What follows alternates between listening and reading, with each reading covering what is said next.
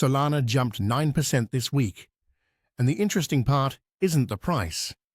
It's that my trading bot felt it before I did. While SOL was climbing, the bot quietly threw away the grid spacing it had been using and swapped in a completely different one. I didn't touch it. It decided that on its own. And once you understand why it did that, you can't unsee it. I'm the builder behind Stelar Digital. One person running autonomous crypto grid bots live and explaining exactly how they work. So here's the week. Bitcoin sitting around 66,200, up about 4.4% over 7 days. Ethereum's at roughly 1794, up 5.2. And Solana's the standout at about 7384, up a full 9.1%. So the whole market drifted up.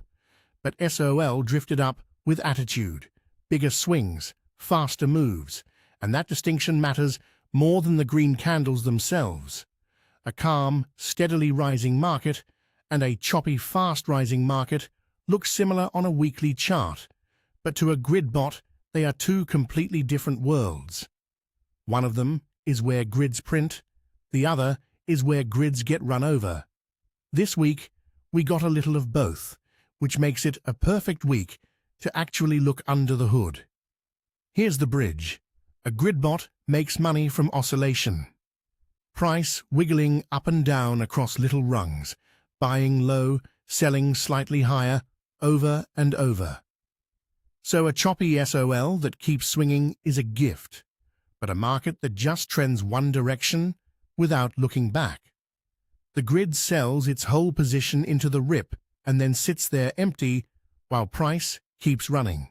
Same bot, opposite outcomes. So the real question is never, is the bot good?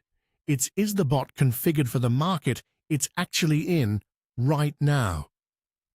And that's the whole idea I want you to keep. Most people set a grid once, one fixed spacing between rungs, and pray the market stays the shape they guessed. The problem is, markets change shape. This week alone, my coins are in 3 different states. XLM is in a high volatility regime, swinging hard, so its rungs are spaced almost 2% apart. Wide, because in a wild market, tight rungs just get chewed up by noise and fees. Meanwhile, Doge and SOL are in calmer trending regimes, so their rungs sit much tighter, around 1/3%, to catch the smaller wiggles. So instead of one setting, the bot keeps a library of settings, a champion spacing for each type of market. Quiet, trending, violent. It's constantly measuring the market's actual character, how big the swings are, how stretched the trend is. The moment that character flips, it benches the current champion and brings in the one that historically performed best in the new condition. It doesn't predict where price is going. It just recognizes what kind of market it's in and dresses for that weather. Prediction is a coin flip. Recognition is a skill, and it's a much more honest game to play. Let me show you the real board, because the honesty is the point. All-time realized profit across every live bot, $151.43. That is small, and I'm showing it anyway. The story inside it is what's interesting. XLM is carrying the team at plus 190.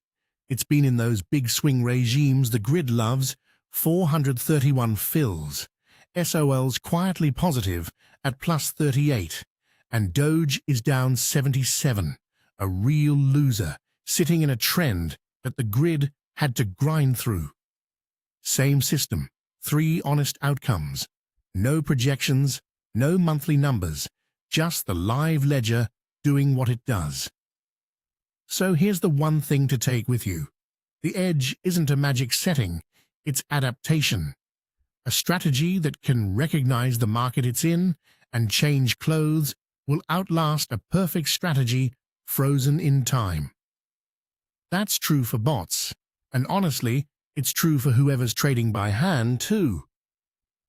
If watching a system learn in public is your kind of thing, subscribe I post one of these every week with the real numbers, and you can see the whole build at stellardigital.com. I'll see you next week.